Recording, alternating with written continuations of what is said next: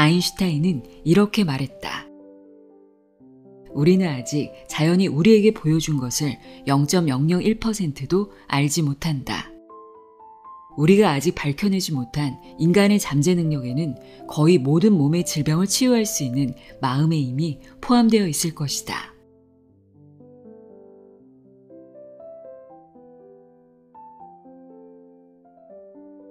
안녕하세요. 나의 소리책 갈피 소리내어 읽다입니다. 여러분은 마음의 놀라운 치유력을 믿습니까? 가짜 약을 먹고도 병이 낫는 플라세보 효과라는 것이 있는 거 보면 마음의 힘이 분명히 존재한다는 것을 알 수 있는데요. 오늘날 마음의 힘을 이용해 몸의 질병을 치유하는 심신의학 분야가 통합의학의 핵심으로 부상하고 있습니다. 오늘 소개해드릴 책은 심신의학 분야의 세계적인 권위자인 데이비드 해밀턴의 마음이 몸을 치료한다입니다.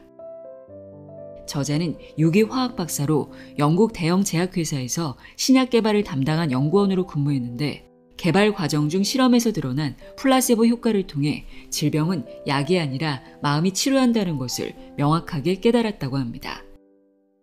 그 후 영국 최고의 육상 경기 클럽에서 코치와 팀 매니저로 활동하면서 마음의 힘으로 육체의 한계를 넘어서는 이미지 트레이닝 기법을 통해 선수들을 지도해 뛰어난 성과를 냈고 다시 한번 강력한 마음의 힘을 느끼게 됐다고 합니다. 저자는 우리의 생각과 마음이 어떻게 우리의 몸을 물리적으로 변화시킬 수 있는지 최신 연구 자료를 바탕으로 설득력 있게 설명합니다. 특히 마음속으로 치유 장면의 모습을 생생하게 떠올려 치유가 일어나도록 하는 이미지 힐링이라는 요법을 통해 온갖 종류의 질병을 치유할 수 있는 지침을 제시하고 있는데요. 구체적으로 어떻게 상상하면 되는지 알려주는 겁니다. 예를 들어 손가락이 칼에 베어 상처가 났다면 자신의 마음을 상처난 곳에 집중해서 그 부위를 명주실 같은 것으로 꿰매는 장면을 상상하면 상처가 훨씬 더 빨리 아물게 된다고 합니다. 그럼 지금부터 이 놀라운 마음의 치유력에 대해 자세히 알아보도록 하겠습니다. 병은 약이 아니라 마음이 치료한다고 이야기하는 데이비드 해밀턴의 마음이 몸을 치료한다 내용의 일부를 읽어드립니다. 귀 기울여 들어보세요. 세상의 모든 지혜를 읽어드리는 소리내어 읽다. 구독과 좋아요, 공유는 큰 힘이 됩니다.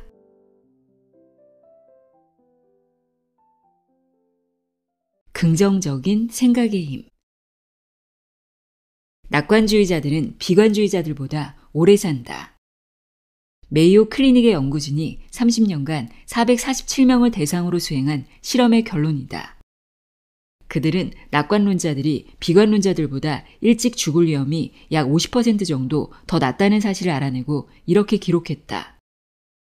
마음과 몸은 연결되어 있으며 태도는 결과적으로 죽음에 영향을 미친다. 얼마나 놀라운 통계인가. 게다가 낙관론자들은 신체적으로나 정서적으로 건강 문제나 통증에 덜 시달리고 활력이 넘치며 대체로 비관론자들보다 더 침착하고 평화로운 기분을 느끼며 더 행복하다. 긍정적인 태도가 그토록 중요한 이유는 마음가짐이 우리의 면역체계를 강화하고 궁극적으로 질병에 맞서 싸우는 능력을 길러주기 때문이다. 2006년에 카네기 멜론 대학의 연구진이 감기와 독감 바이러스가 각기 다른 태도를 가진 사람들에게 미치는 영향을 비교했다. 과학자들은 건강한 193명의 자원봉사자를 대상으로 그들이 삶에 대해 느끼는 긍정적인 감정과 부정적인 감정의 정도를 분석하는 인터뷰를 했다. 그 후에 그 자원봉사자들은 전비액으로 그 두 바이러스 중 한 가지에 노출되었다. 그 결과 긍정적인 태도를 가진 사람들이 부정적인 태도를 가진 사람들보다 바이러스에 대한 저항력이 훨씬 강한 것으로 나타났다. 삶에 대한 태도가 바이러스나 박테리아, 다른 병원균에 우리 몸에 어떻게 반응하는지에 영향을 미친다. 긍정적이고 낙관적인 인생관이 결국 우리의 전반적인 건강과 장수에 좋다. 나이 드는 것을 긍정적으로 생각하기. 마음가짐은 나이를 먹는 속도에도 영향을 미친다. 실제로 낙관적인 사람들이 더 오래 산다. 예일대학교의 연구진은 660명을 대상으로 마음가짐에 대한 1년의 질문에 대한 응답을 연구한 결과 다음과 같은 결론을 내렸다. 가령 나이가 들수록 당신은 쓸모없는 존재가 됩니다. 동의합니까? 동의하지 않습니까? 와 같은 질문에 대해 동의하지 않는 사람들, 즉 나이 먹는 것에 대해 긍정적인 태도를 보인 사람들이 이 질문에 동의한 사람들, 즉 나이 먹는 것에 부정적으로 생각한 사람들보다 약 7년 반을 더 오래 살았다. 예일대학교의 연구진은 마음가짐이 심장에 영향을 미치는 것과 마찬가지로 사람이 오래 사는 데에 마음가짐이 혈압이나 콜레스테롤 수치, 흡연 여부, 체중, 운동량보다 더 많은 영향을 미친다는 결론을 내렸다. 또한 2006년에 텍사스 대학교의 연구진은 2,564명의 65세 이상 멕시코계 미국인들을 대상으로 연구한 결과 긍정적인 감정이 혈압을 낮추는 것으로 밝혀졌다.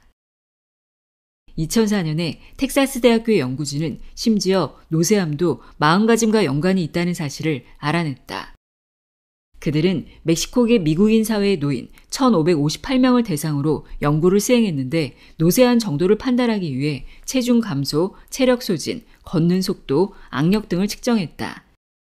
시간이 지남에 따라 과학자들은 긍정적인 태도를 가진 사람들이 덜 쇠약해진다는 사실을 발견했다. 젊은 뇌를 유지하기.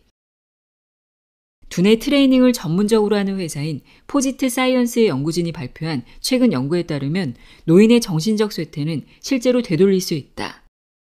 정신적, 신체적 쇠퇴의 주요 원인은 충분히 사용하지 않아서이다. 사용하지 않으면 퇴화한다는 것이 적절한 표현일 것이다. 근육은 사용하지 않으면 위축되어 약해지고 계속해서 사용하면 강해진다. 그리고 사용하지 않아 근육이 감소했더라도 운동을 통해 감소한 근육 기능의 일부나 대부분을 되찾을 수 있다.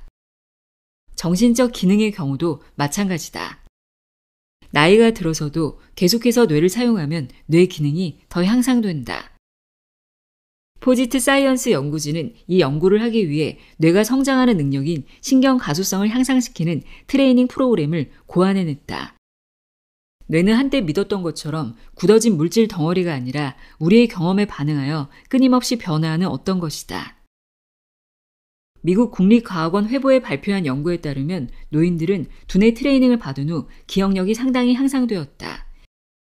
이 연구에서 과학자들은 60에서 87세의 자원자를 대상으로 일주일에 5일 하루에 1시간씩 소리를 듣는 훈련을 하는 8에서 10주간의 청각 기억력 프로그램을 시행했다. 그 프로그램이 끝나자 노인들의 청각 기억력은 월등히 향상되어 60에서 87세의 노인이 아니라 40에서 60세의 성인과 같은 수준이 되었다. 그들의 정신 능력이 약 20년이나 젊어진 것이다. 이런 결과는 우리가 우리 뇌를 어떻게 사용하고 또 얼마나 자주 사용하는지가 정말 중요하다는 사실을 보여준다. 어렸을 때 우리는 끊임없이 정신적인 활동을 했다. 성인이 되면서 점점 뇌를 덜 쓰고 있다. 직장생활 초기까지는 상당히 활동적이지만 시간이 지날수록 신체적으로 덜 활동적인 상태가 되는 것과 마찬가지로 정신적으로도 덜 활발해진다. 하지만 그럴 필요가 없다. 다른 할 일을 찾아야만 한다. 90대까지 건강하게 살았던 대부분의 사람들은 마지막 순간까지 정신적으로 활발한 삶을 살았던 이들이다. 신경과학계의 최근 연구에 따르면 성인이 뇌를 운동시키는 가장 좋은 방법은 새로운 언어를 배우는 것이다. 반드시 유창하게 말할 수 있어야 하는 것도 아니고 또 그 언어를 사용하는 나라를 찾아갈 필요도 없다.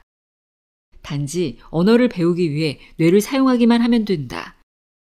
연구 결과 새로운 언어를 배우면 알츠하이머병에 걸릴 위험도 낮아지는 것으로 나타났다.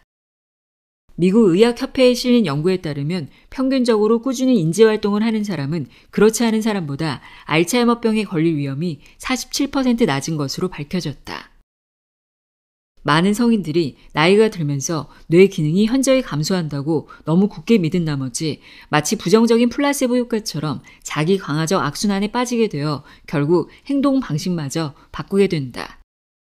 그들은 젊은 마음으로 사는 대신에 노인처럼 행동하기 시작한다.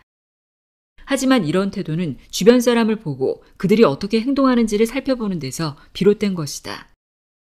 우리의 친구나 동료 중에는 노인처럼 행동하는 사람도 있겠지만 다른 곳에서는 같은 나이라도 더 젊게 사는 사람들도 있다. 우리의 행동 방식은 통념적인 기대에 따르기보다는 자신의 감정을 솔직히 반영해야 한다. 노스캐롤라이나 주립대학교의 연구진이 수행한 사전 주입 실험이 2004년 심리와 노화지에 실렸다. 이 연구에서 153명의 실험 대상자들은 특정 단어를 미리 주입받은 후에 기억력 테스트를 받았다. 어떤 이들은 혼란스러운, 까다로운, 쇠약한, 노쇠한 따위의 단어를 미리 주입받았고 다른 이들은 성취한, 활동적인, 위험 있는, 출중한 따위의 단어를 미리 주입받았다. 그런 다음 기억력 테스트를 했는데 늙은 단어에 노출된 노인들이 긍정적인 단어에 노출된 노인들보다 훨씬 안 좋은 기록을 보였다. 과학자들은 이렇게 기록했다. 노인들은 유능하고 생산적인 사회 구성원으로 대한다면 그들은 그대로 행동하게 된다. 우리의 마음가짐과 스스로를 어떻게 대하느냐가 중요한 것은 물론이고 우리가 다른 사람들을 어떻게 대하느냐도 중요하다. 만약 당신이 누군가를 늙고 쇠약한 사람으로 대한다면 그 사람은 마치 어린아이 취급을 받는 것처럼 짜증이 날 것이고 결국은 정신이 쇠약해져 자신이 대우받는 대로 행동해야 한다고 믿게 된다. 만약 우리가 90대 노인들도 여전히 활동적이고 건강할 것이라고 믿는다면 그리고 젊은이들이 노인들을 지혜롭고 삶의 경험과 이야기가 풍부한 사람으로 대한다면 지금보다 정신적으로나 신체적으로 활기찬 80대, 90대가 훨씬 더 많아질 것이다. 정말로 모든 것이 우리 자신에게 달려있다. 가소성의 힘. 당신이 이 글을 읽는 순간에도 당신의 뇌는 자라고 있다. 과학자들은 이 현상을 신경 가소성이라고 부른다. 당신이 보고 듣고 만지고 맛보고 냄새 맡는 모든 것이 당신의 뇌를 바꾸고 있으며 모든 생각이 뇌 구조에 미세한 변화를 일으킨다. 말하자면 우리가 모래 위에 발자국을 남기는 것과 마찬가지로 생각도 뇌의 물리적인 흔적을 남기는 것이다. 우리가 생각을 할 때 수백만 개의 뇌세포가 서로 맞닿아 연결되며 마치 예술가가 흙을 빚듯이 뉴런도 뇌 안에서 실제로 물질을 만들어낸다. 뇌세포 사이의 연결을 신경 연결이라고 한다. 뇌를 도시를 잇는 도로망이 표시된 거대한 3D 지도라고 생각해보라. 도시가 확장되면 계속해서 새로운 도로가 지도에 추가될 것이다. 예를 들어 당신이 몇 시간 동안 왼손을 쓰지 않고 오른손만 쓴다면 새로운 길이 생성되면서 오른손의 지도는 확장될 것이다. 이런 식으로 살아가면서 우리 뇌 지도는 계속해서 확장되고 축소된다.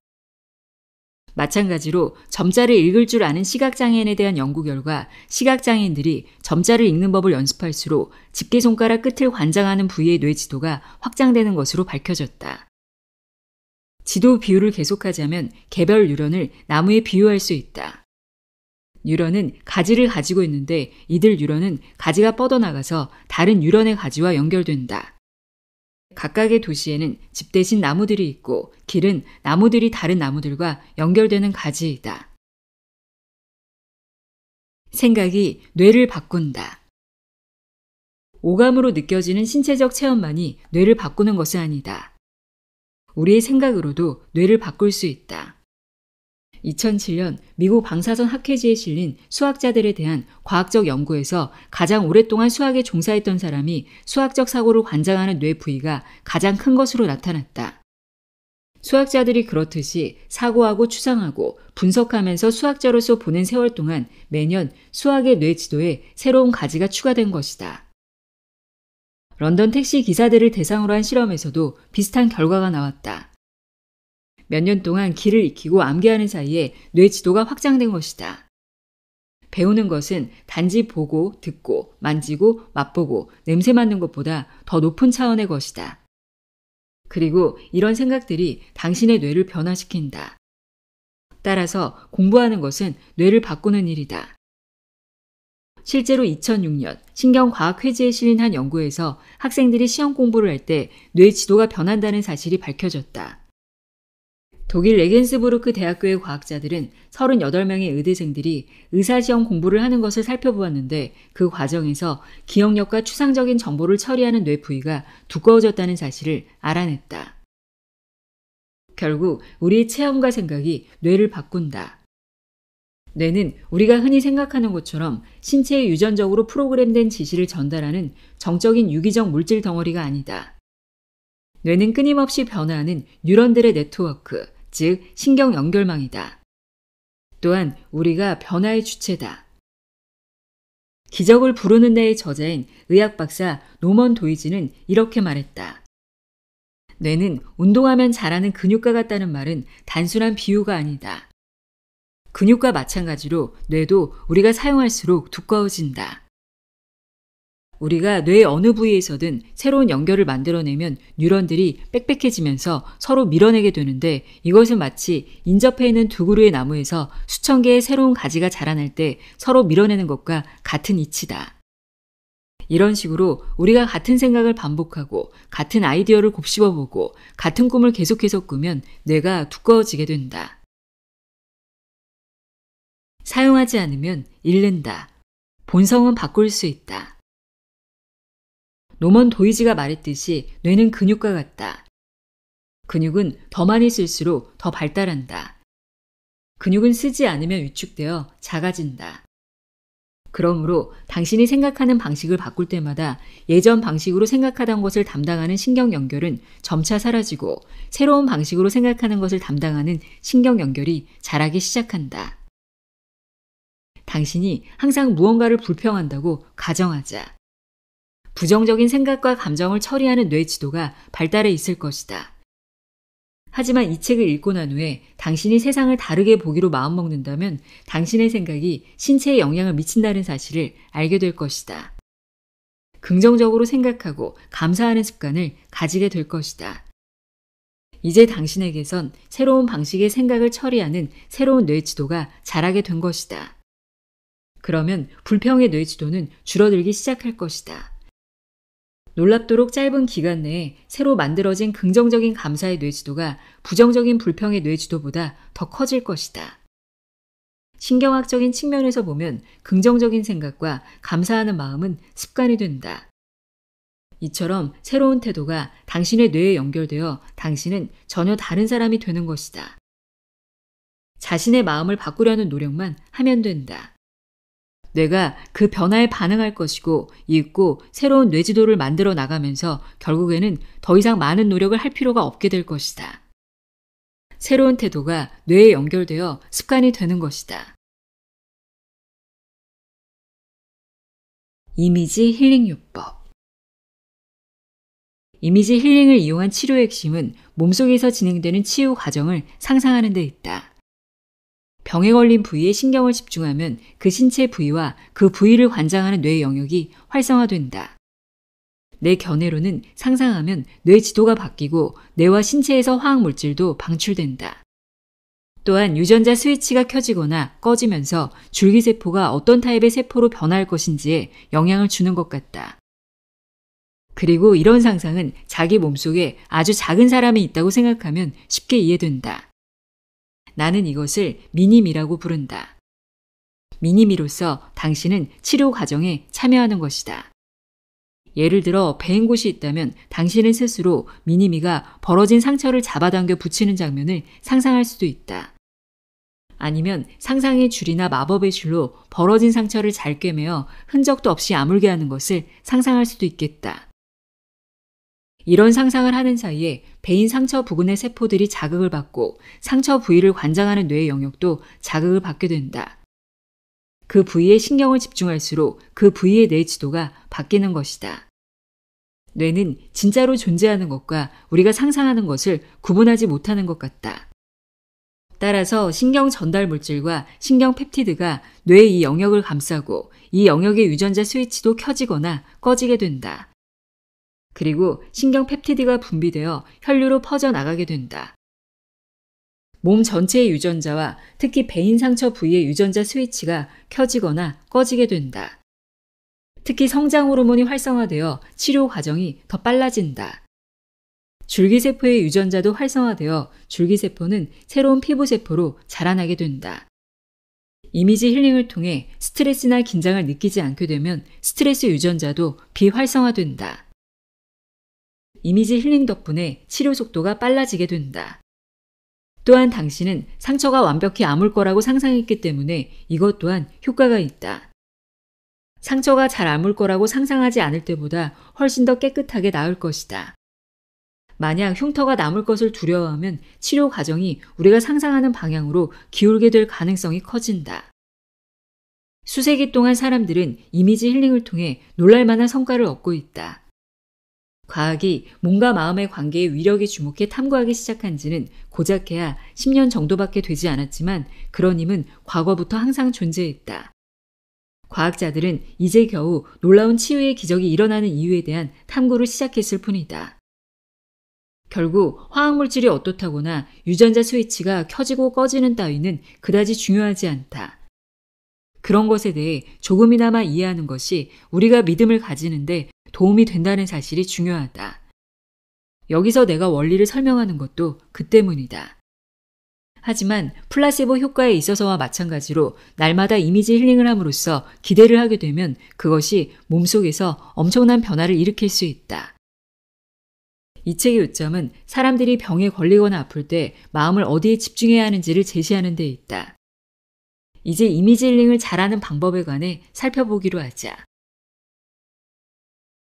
치유 장면. 앞에서 언급한 유형의 이미지 힐링을 나는 치유 장면이라고 부른다. 이런 이미지 힐링은 마치 영화 장면 같다. 환자 자신이 미니미로서 영화의 주인공이 되어 치료 과정에 참여하는 것이다. 이렇게 함으로써 질병을 이기는 힘을 느낄 수 있다. 배인 상처를 치유하는 과정을 묘사한 예에서 당신은 벌어진 상처를 미니미가 열심히 잡아당기는 장면을 상상했다. 여기서 당신은 베어 갈라진 양쪽이 점점 붙으면서 상처가 낫는다는 약간의 해부학적 지식을 가지고 있었다. 더 심각한 질병의 경우에도 약간의 기초적인 지식을 가지고 있는 것이 도움이 된다. 예를 들어 종양이 혹이라는 사실을 아는 것만으로도 치유 장면을 상상하는 데 도움이 된다. 그 종양을 얼음으로 된 혹으로 생각할 수 있을 것이다. 마치 얼음 덩어리가 녹아내리듯이 그 얼음혹이 일정하게 녹아내리는 장면을 계속 상상하는 것이다. 이런 장면을 며칠 혹은 몇 주 동안 마음속으로 그리면서 그때마다 혹이 점점 작아지거나 아예 녹아 없어지는 장면을 상상하는 것이다. 만약 당신이 약물 치료를 받거나 방사선 치료를 받고 있다면 그 화학요법에 쓰이는 물질이나 방사선이 종양을 녹이는 뜨거운 총알이라고 상상할 수도 있다. 여기서 핵심은 그 부위에 집중하면 해당 신체 부위와 그 부위와 관련된 뇌 영역이 활성화된다는 것이다. 이런 식으로 뇌와 몸 전체에서 화학적 변화가 일어나고 마음을 집중했던 신체 부위에도 변화가 일어난다. 해부학적 지식은 거의 필요하지 않다는 점을 알아두길 바란다. 만약 높은 수준의 해부학적 지식이 있다면 그것을 이용할 수도 있다. 하지만 결국 더 많이 안다고 해서 더 낫거나 더 나쁠 것도 없다. 이런 관점에서 나는 대체로 자신이 믿는 것에 달려있다고 생각한다. 플라세보 효과와 마찬가지다. 만약 과학적으로 치료에 어떤 작용이 필요하다는 것을 알게 되었다면 그런 작용이 일어나는 것을 상상해도 좋다. 하지만 그런 것을 모른다고 해도 아무런 차이가 없을 것이다. 따라서 고학력자들만이 아니라 누구나 이 방법을 이용할 수 있다. 예를 들어 종양이 녹아 없어지는 장면을 상상하는 것은 종양의 성장 유전자의 스위치가 꺼지고 면역세포가 종양을 인식하고 분해하는 것을 상상하는 것과 아마 같은 효과가 있을 것이다. 그러니까 저마다 자신이 알고 있는 요소로 자신에게 맞는 장면을 구성하면 그만인 것이다. 아플 때는 보통 질병의 주의를 집중하여 얼마나 아픈지에 주목한다. 우리는 이미지 힐링을 통해 무력감을 떨치고 기대를 하게 되며 그와 관련된 정신적 작용에 몰두하게 된다. 이미지 힐링을 할 때 굉장히 좋은 점 중 하나는 그것을 할 때마다 일정한 시간 동안 마음이 긍정적인 결과에 집중하게 된다는 것이다. 그리고 생각이 그 장면에 몰두해 있는 동안에는 통증이나 병이 낫지 않을 것이라는 생각에 신경 쓰지 않게 된다. 게다가 잠시나마 우리는 자신이 보는 것을 믿게 된다. 말하자면 당신은 병이 사라지는 것을 볼 수 있다. 그렇지 않은가? 때로는 하루에 몇 번만이라도 믿음을 가지거나 희망으로 절망을 물리치는 것, 이것이 당신에게 필요한 전부다. 성경에 이런 구절도 있지 않은가? 너희가 만일 믿음이 한 겨자씨만큼만 있으면 이 산을 명하여 저리로 옮기라 하여도 옮길 것이요. 장면을 구성하는 방법. 가장 중요한 것은 당신이 원하는 것이 무엇인지를 정하는 것이다. 말하자면 지금 당신이 있는 위치에서 다른 위치로 어떻게 옮겨갈 것인지를 정할 수 있다는 의미다. 예를 들어 암이 없는 상태를 원한다고 결정했다면 암이 있는 상태에서 암이 없는 상태로 가는 장면을 구성할 수 있다는 의미다. 이것은 매우 당연한 것으로 보일 수도 있지만 흔히 간과하는 부분이기도 하다. 우리는 자신이 진정으로 원하는 방향으로 가기보다는 사소한 일에 매달리곤 한다. 이 통증이 사라지면 좋을 텐데 라는 생각은 통증을 유발하는 질병을 제거하는 것과 다르다. 무언가에서 벗어나고 싶다면 그것을 목표로 삼아라. 앞에서 얼음으로 된 종양을 상상하는 것을 예로 들었다. 그런 다음 그 얼음을 녹이는 상상을 하자 종양이 사라졌다. 만약 폐나 신장이 감염되었다면 목표는 감염에서 벗어나는 것이 된다. 미니미로서 당신은 감염을 그 기관에 뿌려놓은 후춧가루라고 상상할 수도 있을 것이다. 그런 다음 당신은 상상의 진공 청소기로 후춧가루를 다 빨아들이고 폐나 신장이 깨끗해져 정상으로 회복되는 장면을 보는 것이다. 앞에서 말했듯이 해부학적 지식이 없어도 상관없다. 때로는 약간의 지식이 도움이 될 수도 있다. 지금 자신이 무슨 일을 하고 있는지를 이해하면 그 덕분에 무력감을 떨칠 수도 있기 때문이다. 요즘에는 정보를 찾는 것이 그다지 어렵지 않다. 공공도서관에 가면 신체 기관이 어떻게 생겼는지를 보여주는 사진이 실린 책을 볼 수 있고 질병에 관한 정보를 인터넷에서 얻을 수도 있다. 또 장담컨대 담당 의사는 당신의 상태에 대해 기꺼이 이야기해 줄 것이고 당신이 자신의 병에 대해 긍정적인 태도를 보이는 것에 상당한 흥미를 느낄 것이다. 원한다면 치료를 상징하는 장면을 이용하는 것도 좋다. 일단 어떤 이미지를 이용할 것인지 정했다면 계속해서 미니미가 참여하여 질병을 치료하는 이야기를 만들어 보자. 예를 들어 관절염이 있다면 처음에는 두 뼈가 유동체 없이 괴롭게 마찰하는 장면을 상상할 것이다.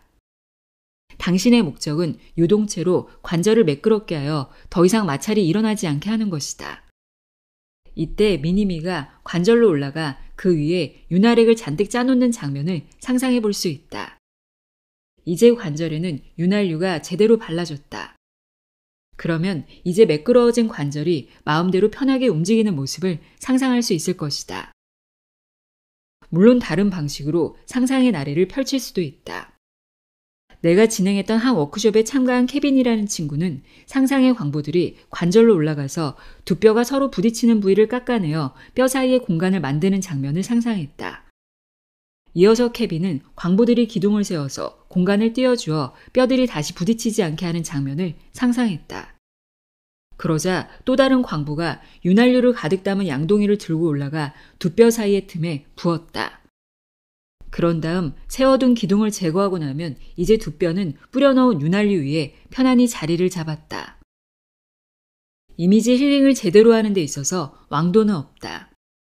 그저 자신에게 효과적인 이미지 힐링이 있을 뿐이다. 만일 손상된 세포를 회복함으로써 신체 부위를 치료하는 장면을 상상하고 있다면 자신이 원하는 대로 세포를 상상할 수도 있다. 건강한 세포를 개구리 알처럼 가운데 조그만 점이 있는 투명한 방울이라고 상상하는 사람들도 있을 것이다. 또 세포를 동그란 분홍색 젤리 알갱이로 상상하는 사람들도 있을 것이다. 신체 기관에 손상된 세포를 건포도나 건자두처럼 쭈글쭈글하고 검은 모습으로 상상할 수도 있을 것이다. 그런 다음 손상된 세포를 천이나 솔로 닦아 모양과 색, 질감이 건강한 상태로 돌아오는 장면을 상상해 볼 수 있을 것이다. 그러고 나서 다음 세포로 넘어가서 완전히 건강해질 때까지 그런 식으로 계속되는 장면을 상상하면 된다. 또 상한 세포를 돌보고 마법의 약을 줘서 활력과 색을 회복하는 모습을 상상할 수도 있다. 무의식 단계에서 이처럼 마법의 약을 주는 것은 손상된 세포가 건강을 되찾는 데 필요한 양분을 공급하는 원리를 상징하는 것으로 볼 수 있다. 아마 이런 상상은 실제로 세포들이 적절한 양분을 공급받도록 적절한 뇌 영역을 자극하게 될 것이다. 치유 장면에서 스트레스를 없앰으로써 자신의 질병에 대한 두려움을 줄이고 싶다면 그 장면에 재미있는 요소를 추가해 보는 것도 좋다. 예를 들어 위의 관절염 장면에서 미니미가 통에서 윤활유를 꺼낼 때 찌익 하는 소리가 나는 것을 상상하는 것이다. 아니면 윤활유의 원자 하나하나가 웃는 얼굴을 가진 조그만 공이라고 생각해보자. 이 조그만 공들이 야호라고 외치며 재밌게 미끄럼 타듯이 기름통 깔때기에서 미끄러져 내리는 모습을 상상하는 것이다. 그 조그만 공들이 야호라고 외치며 재밌게 미끄럼 타듯이 기름통 깔때기에서 미끄러져 내리는 모습을 상상하는 것이다. 치유 장면에 약간의 유머나 편안한 느낌을 더해주면 얼굴에 미소가 떠오를 것이다. 어디까지나 자신의 상상이기 때문에 무엇이든지 마음대로 상상할 수 있다. 당신은 이것이 저것으로 변하게 하는 마법을 쓸 수 있다. 당신이 마술 지팡이를 사용하는 것을 무엇이 맞겠는가? 당신의 무의식과 뇌가 인식하기에 일어난 일이라곤 당신이 병에 걸렸다가 나았다는 것뿐이다. 상상해낸 장면에서 어떻게 낫는 모습을 그릴지는 전적으로 당신에게 달려있다. 윤활액이 끊임없이 솟아난다고 상상할 수도 있다. 그래서 관절에 염증이 재발하지 않을 수도 있을 것이다. 어쩌면 그것을 체조선수 관절이나 요가선색 윤활액이라고 상상해 볼 수도 있을 것이다. 더 큰 위력을 느끼려면 상상의 장면을 더 실감나게 만들면 된다. 이 방법은 자신이 이미지 힐링에 서툰 경우 도움이 된다. 이렇게 하려면 감각을 더 사용하면 된다. 주변의 모습을 확인해 보라. 그리고 지금 딛고 있는 땅의 느낌과 손에 쥐고 있는 것의 느낌을 느껴라. 예를 들어 세포를 닦는 장면이라면 손에 닿는 천과 윤활액의 느낌을 느껴라. 문지르는 동작을 취해보면서 그 느낌을 살리는 것이다. 만일 윤활액을 뿌리는 장면이라면 그 용기에서 짜내는 느낌이 어떨지 느껴보라. 당신의 장기에 뿌려진 후춧가루를 진공 청소기로 청소하는 느낌이 어떨지 느껴보라. 청소기가 빨아들이는 느낌과 그 소리를 느껴라. 일단 상상해낸 장면에 만족한다면 언제든 쓸 수 있다. 제때의 그 장면을 점점 발전시킬 수도 있고 더 괜찮다고 생각하면 바꿔볼 수도 있다. 그렇게 발전시키거나 바꿀 때마다 자신에게 더 좋은 방향으로 만들어 가는 것이다. 때때로 당신은 질병이 호전됐다고 느낄 수도 있을 것이고 그러면 앞으로도 자연스럽게 그 장면을 적용할 것이다. 얼마나 자주 이미지 힐링을 해야 하는가? 규칙적으로 이미지 힐링을 하라. 낙숫물이 대도를 뚫듯이 이미지 힐링을 하라. 예를 들어 올림픽에서 금메달을 따고 싶다면 체육관에 단지 한 번 가는 것으로는 턱도 없을 것이다. 이미지 힐링을 통해 손가락 힘을 향상시켰던 연구 결과를 기억하는가? 육체적 노력만큼이나 정신적 노력도 필요하다. 당신의 주치의가 어떤 약을 처방했다고 하자. 병이나 봉지에 담긴 약일 것이고 이것을 하루에 3번 먹으라고 할 것이다. 그러면 이 처방을 이미지 힐링에 사용해보라. 하루 3번씩 마음의 약을 먹는 것이다. 아침, 점심, 저녁에 이미지 힐링을 하라. 원한다면 더 자주 해도 좋다. 나는 반복적 이미지 힐링이 앞에서 설명한 플라세보 효과를 위한 조건화만큼이나 효과가 있다고 확신한다. 하지만 플라세보의 조건화와 달리 우리는 신체의 체계를 의도적으로 확 바꿀 수도 있다. 그러니 얼마나 자주 이미지 힐링을 해야 할 것인지 자기 몸의 소리에 귀를 기울여라. 이미지 힐링을 할 때마다 걸리는 시간도 달라질 수 있다. 장면을 상상하는데 매번 10분씩 할애하면 충분할 것이다. 이러면 하루 30분을 하는 것과 같다. 물론 원한다면 더 긴 시간을 할애할 수도 있다. 가끔 완전히 이미지 힐링에 빠질 수도 있다. 더 짧은 시간 동안 할 수도 있다. 한 번에 단 몇 분만 한다면 두어 번 더 하도록 해야 한다. 질병 때문에 이미지 힐링을 수행하는데 피곤함을 느낀다면 굳이 억지로 하지 않아도 된다. 하루에 한 번, 단 1분이라도 좋으니 시작하라. 그런 다음에는 1분씩 2번으로 늘리고 점차 횟수와 시간을 늘려가면서 할 수 있는 만큼만 하면 된다. 이미지 힐링이 효과가 있는 다른 방법들. 이미지 힐링은 직접적인 생물학적 영향을 미치는 것 이상으로 효과가 있다. 자기 몸이 어떻게 하기를 바라는지를 몸에 알려주는 것은 물론이고 그 장면은 조금씩 무의식으로 흘러든다. 생각이 무의식으로 흘러들면 당신의 행동에 영향을 미친다. 예를 들어 자신이 모르는 사이에 빨간색이 무의식에 흘러들면 나중에 몇 가지 색을 보여주고 고르라고 했을 때 빨간색을 고르지만 왜 그 색을 골랐는지는 모르게 된다. 마찬가지로 하루에 몇 차례씩 빨간색을 떠올리면 평소보다 자주 빨간색이 눈에 띄기 시작할 것이다. 그리고 마치 우연한 일처럼 깨닫지도 못하는 사이에 빨간색이 많은 장소를 향해 평소와 다른 길을 걷거나 자동차로 지나고 있을 것이다. 이처럼 치유를 이미지화하면 우리는 깨닫지 못하는 사이에 행동도 달라진다. 평소보다 치료에 더 좋은 방향으로 행동하게 된다. 때로는 우리에게 필요한 지식이나 정보를 공유해주는 사람들과 어울리기도 한다. 때로는 치료에 도움이 되는 영양소를 함유한 특정한 음식을 원하게 되기도 하고 또 때로는 집에서 쓰는 제품을 바꾸게 되기도 한다. 어쩌면 그 제품들 중 한 가지가 우리에게 부정적 영향을 미치는 알레르겐이었을지도 모른다. 심지어는 아무것도 하지 않고도 삶의 상황이 달라질 수도 있다. 정말 적당한 시기에 정리해고되는 경우가 드물지 않다. 그 당시에는 분통이 터질 일이겠지만 결국 건강을 위해 필요한 처방이었을지도 모른다. 사람들은 병이 나으면 특정한 약이나 식단의 변화 아니면 개인적 상황의 변화 덕분이라고 생각하는 것 같다. 그리고 회의론자들은 이런 사실을 들어 이미지 힐링은 아무런 역할도 하지 못한다고 주장한다. 회의론자들은 분명히 약물이나 식단, 개인적 상황의 변화가 스트레스 감소에 영향을 준 것이라고 지적한다. 물론 사실이다. 하지만 그 사람의 낳고자 하는 욕구가 필요한 변화를 일으키도록 동기부여를 했다는 사실은 놓치고 있다. 모든 것은 우리 자신에게서 시작된다. 약을 먹고 식습관과 생활습관을 바꾸고 그리고 회복하려는 의지가 일사불란하게 맞물려 작용해야 한다. 어느 한 가지 때문에 낫는 경우는 드물다. 몇 가지가 상승작용을 해서 효과를 보게 되는 것이다. 그렇게 해서 마침내 당신은 낫게 된다. 어떻게 해서 그런 결과에 이르게 되는지가 그렇게 중요한가? 내가 사람들에게 약물 복용을 중단하지 말라고 권유하는 이유도 이 때문이다. 약을 먹으면서 동시에 이미지 힐링을 하라. 그리고 동시에 식단도 개선하고 태도를 바꾸고 더 건강한 생활 방식을 택하도록 하라.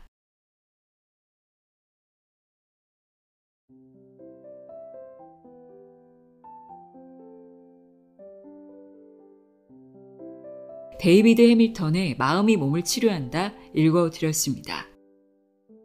마음의 치유력이 엄청나다는 사실 알 수 있었습니다. 우리의 잠재력은 무한하다는 것 잊지 마시길 바랍니다. 오늘도 함께해 주셔서 고맙습니다.